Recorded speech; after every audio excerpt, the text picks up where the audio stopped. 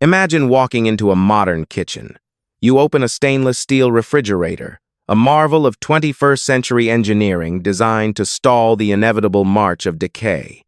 Inside, a tray of supermarket beef sits in a modified atmosphere package. It looks perfect. It is vibrant, red, moist, and consistent.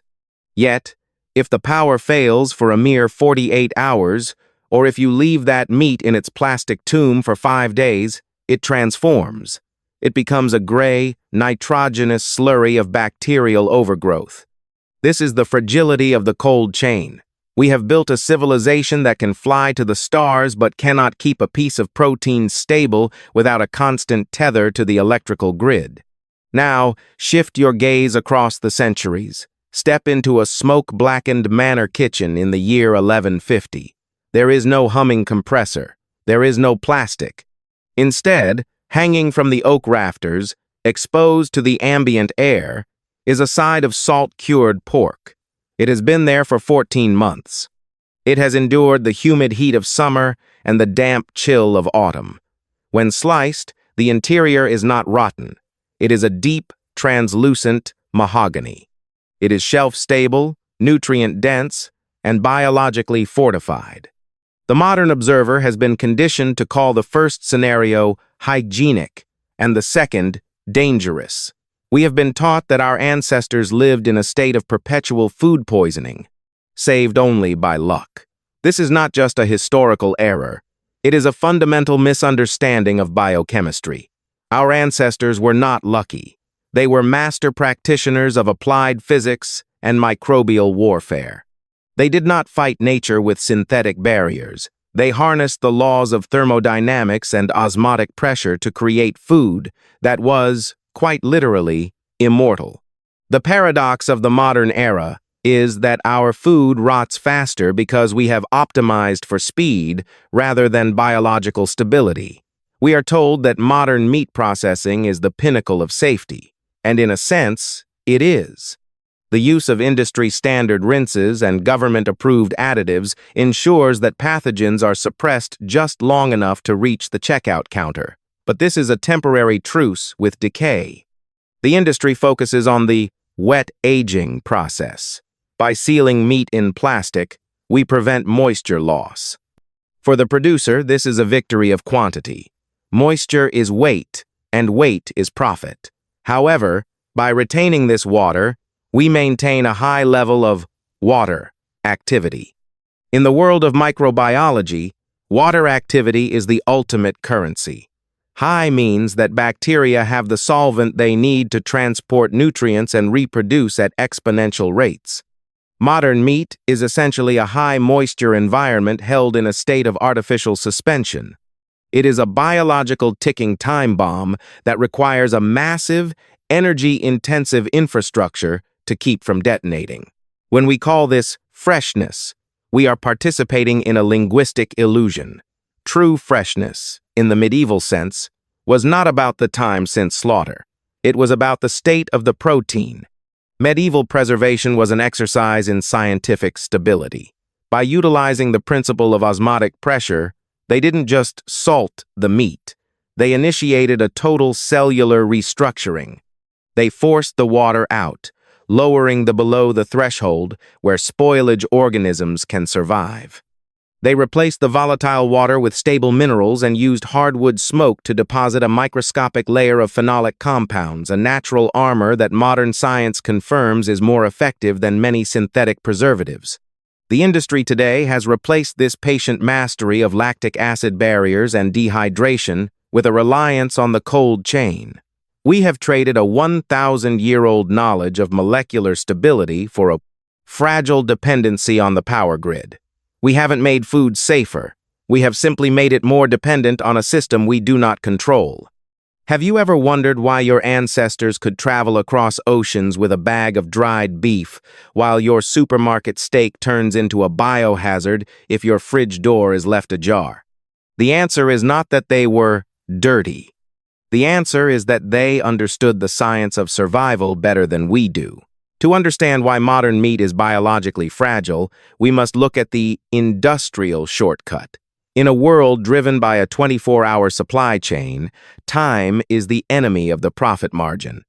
The industry has adopted a philosophy of throughput optimization. This means moving an animal from the pasture to the plastic wrap in the shortest window possible. The primary tool of this speed is the approved additive. Because the meat is processed so quickly, it does not have time to develop a natural lactic acid barrier.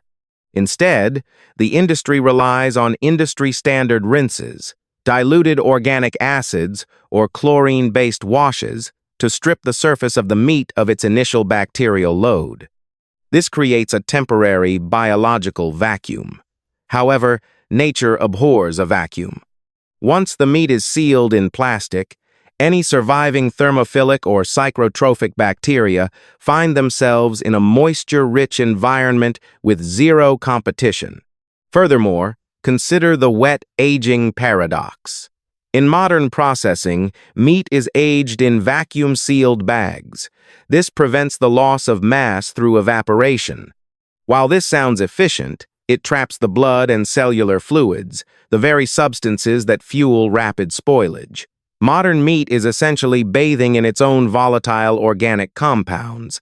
This is why, upon opening a package of fresh supermarket meat, you often detect a faint, metallic, or sour aroma. This is the scent of cellular leakage, a direct result of prioritizing weight retention over molecular stability. The medieval craftsmen worked with a different set of physical constants. Their technology was the management of water activity. Every microbe requires a specific level of available moisture to maintain its cellular integrity. By using osmotic pressure, the medieval butcher didn't just add flavor, he was performing a dehydrating extraction. When salt is applied to the surface of a protein, it creates a high solute environment that draws water out of the meat's cells through a semi-permeable membrane. This is not a chemical trick, it is a fundamental law of physics. Once the drops below 0.85, most pathogenic bacteria, such as Times Staphylococcus aureus *, lose the ability to reproduce. If it drops below 0.6, the meat becomes a biological desert. No common mold or bacteria can colonize it. But salt was only the first layer of defense. The second was the lactic acid barrier, In the production of traditional fermented meats, like salami or hams, the craftsmen encouraged the growth of beneficial, acid-producing bacteria, specifically Times lactobacillus *. These microbes consume the small amounts of sugar in the muscle tissue and convert it into lactic acid. This lowers the pH of the meat to around 4.6 to 5.2. This acidity creates a chemical moat that prevents the growth of putrefying organisms. Finally, there was the seal. In many medieval traditions, once the meat was cured and dried, it was submerged in rendered suet, tallow, or wrapped in lard-soaked linen. This created a hermetic seal, preventing oxygen from reaching the surface. Without oxygen, lipid oxidation, the process that makes fat go rancid, is halted. This was a three-tiered security system. 1. Osmotic dehydration, removing the fuel for rot. 2. Lactic acid acidification, creating an environment where rot cannot breathe. 3. Lipid sealing, blocking the air that feeds decay.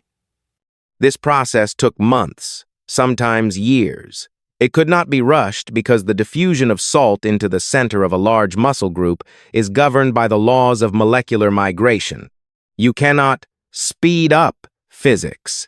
The medieval peasant understood that time was not a cost. It was a stabilizer.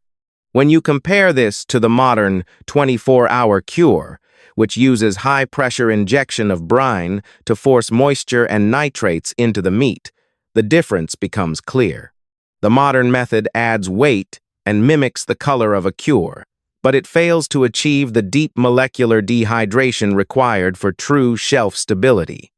It is an aesthetic imitation of a biological process. The resilience of ancient preservation is not merely a matter of folklore, it is a documented archaeological reality. Consider the phenomenon of bog butter. Across Ireland and Scotland, researchers have unearthed wooden containers filled with animal fats, some weighing up to 100 pounds, buried in peat bogs for over 3,000 years. When analyzed by the University College Dublin, these fats were found to be not only chemically intact, but, in some cases, technically still edible. The peat bog provided a cool, anaerobic, oxygen-free environment, but it was the medieval understanding of lipid stability that allowed this food to survive the millennia. By rendering the fat and packing it tightly to exclude air, our ancestors created a biological time capsule. This contradicts the modern narrative that food without electricity is a death sentence. Further academic support comes from the Norwegian Institute of Wood Technology, which has studied the stave churches of the 12th century. While not food-related, the preservation of the timber uses the same principle of phenolic saturation found in heavy smoking of meats. By saturating the organic fibers with wood tars and resins, they created a material that resisted fungal decay for 800 years. When medieval humans smoked meat for weeks over a low-temperature hardwood fire, they were applying this same resin shield to their protein. They were transforming a perishable muscle into a semi-synthetic polymer of meat and smoke. In modern laboratory settings, researchers at the University of Helsinki have demonstrated that traditional sourdough and fermented meat cultures possess bioprotective properties. These cultures produce bacteriocins, small proteins that act as natural antibiotics, specifically targeting and neutralizing Listeria and Salmonella. Our ancestors didn't have microscopes, but they had mastered the art of competitive exclusion. They populated their food with a standing army of beneficial bacteria so dense that no pathogen could find a foothold. How does the modern individual, trapped in a cycle of weekly supermarket trips, reclaim this independence? It begins with a shift in consumer literacy. First, one must understand the difference between industrial brinin and equilibrium curing.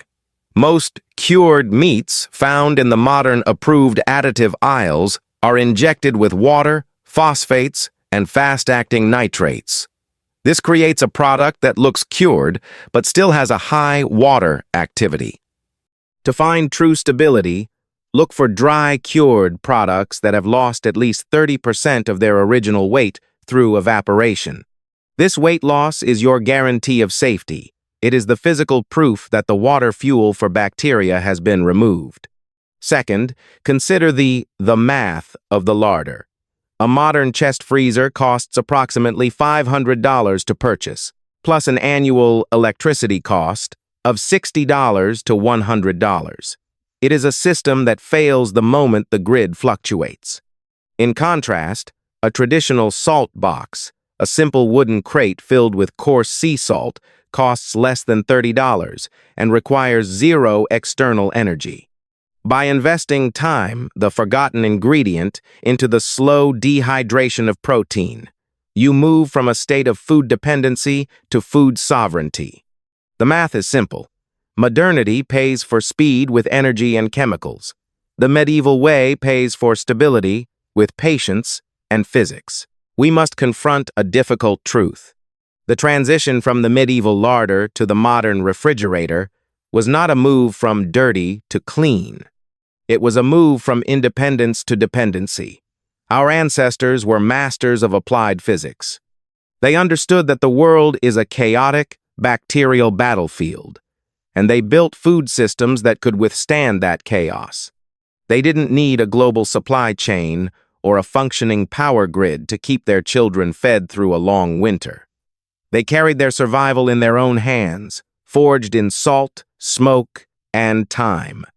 Modernity has sold us a version of safety that is actually a profound vulnerability. We have been convinced that we are too busy to wait for a ham to cure or a sourdough to rise.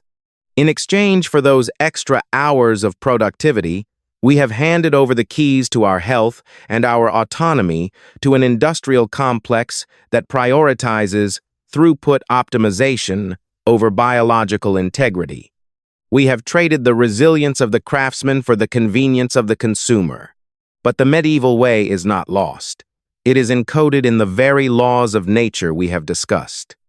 Osmotic pressure, lactic acid barriers, and phenolic saturation are not old ideas. They are universal constants. They work today exactly as they worked in the year 1050. When you choose to understand these processes, you are doing more than just learning how to preserve meat. You are reclaiming a piece of your human heritage.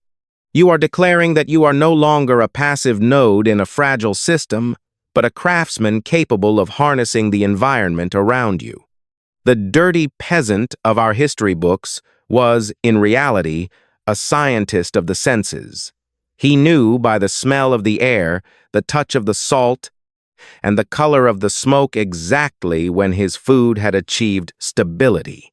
He didn't need a government-approved label to tell him what was safe. He had the evidence of his own mastery. It is time to stop fearing the past and start studying it. The next time you see a piece of meat in a plastic tray, ask yourself, is this a product of stability or a product of a chemical truce? Are you eating food that was built to last or food that was built to sell? The path to true independence does not lead forward into more complex technology. It leads backward to the stone floor, the salt box, and the slow, deliberate passage of time. Step out of the cycle of consumption. Reclaim the knowledge of the ages. Become the architect of your own survival.